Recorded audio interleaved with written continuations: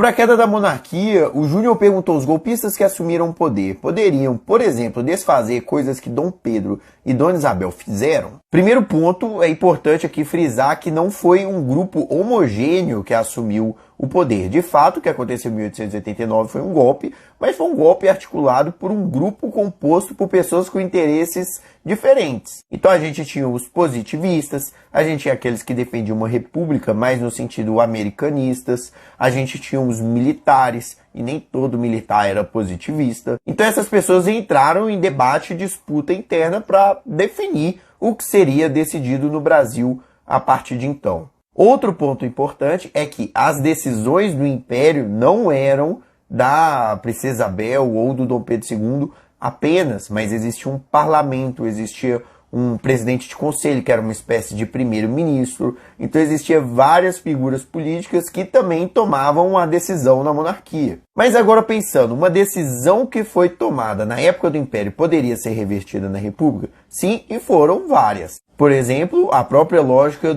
de ter uma religião oficial. No Império existia o chamado padroado, onde o Estado ele também controlava a igreja, que era a igreja oficial, que era a igreja católica. Com a República, a Constituição de 1891, a gente tem a instituição do Estado laico, onde o Estado não pode interferir na igreja e nem a igreja no Estado. Várias outras coisas, como por exemplo a própria estrutura de Estado, deixou de ser uma monarquia e passou a ser uma república, deixa de ter 4 poderes, passa a ter 3. Como você perguntou exatamente no vídeo onde eu falo sobre a pena da Lei Áurea, dá para entender se a república poderia ter voltado com a escravidão.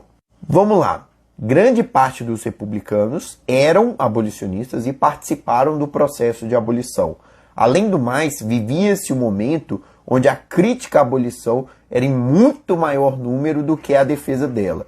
Aqueles poucos que defendiam no sentido de um escravismo de circunstância, ou quase como se fosse uma escravidão que acabaria naturalmente ou com leis que impedissem que pessoas nascessem escravas. Então, assim, a possibilidade da circunstância de conseguir apoio para isso voltar, ou vontade política para isso voltar, é praticamente inexistente. Então, assim, a probabilidade disso nula, eu não consigo nem pensar um cenário em que isso fosse proposto. Agora, mesmo coisas absurdas, existem um mínimo de possibilidade, né? Então não dá para dizer que a possibilidade era 0, mas quase 0.